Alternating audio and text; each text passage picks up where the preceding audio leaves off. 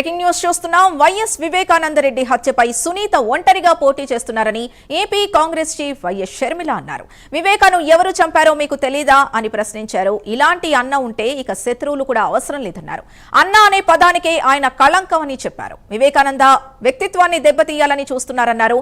వివేకకు మరో భార్య కొడుకు ఉండొచ్చు, వాళ్ళు ఎలా బతకాలో వివేకానంద ఏర్పాట్లు చేసి పెట్టారన్నారు. వివేకానంద చనిపోతే వాళ్లకు ఏం లాభం లేదని అప్పటికే ఆస్తులన్నీ సునీత పేరిట రాశారన్నారు. సైతాన్ సైన్యంతో సోషల్ మీడియా ద్వారా వివేకపై వ్యక్తిగతంగా కమెంట్లు చేస్తున్నారని షర్మిల ఆగ్రహాన్ని వ్యక్తం చేశారు. వివేకానంద రెడ్డి వ్యక్తిగత జీవితం గురించి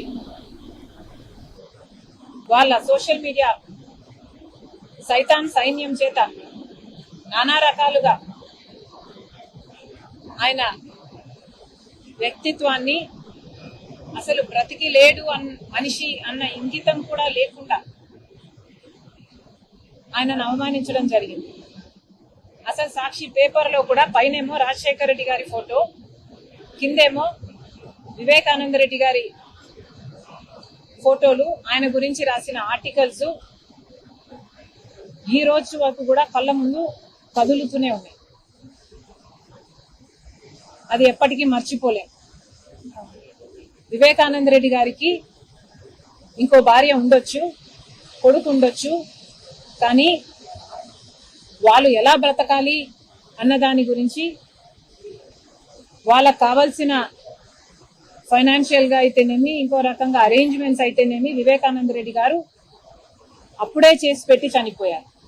అలాంటిది ఇప్పుడు అవినాష్ రెడ్డి గారు వాళ్ళెందుకు చంపుండకూడదు అని కూడా మాట్లాడారు. వాళ్ళకి వివేకానంద రెడ్డి గారు చనిపోతే ఏ లాభం లేదు. వివేకానంద రెడ్డి బ్రతుకున్నంత కాలమే వాళ్ళకి ఏ లాభమైనా, ఎందుకంటే అప్పటికే ఆస్తులన్నీ సునీత పేరు మీద రాసేశారు వివేకానంద రెడ్డి గారు. వివేకానంద రెడ్డి గారి పేరు మీద ఏవీ లేవు. వివేకానంద రెడ్డి గారు చనిపోతే ఆ ఇంకొక ఫ్యామిలీకి నష్టమే తప్ప లాభం లేదు.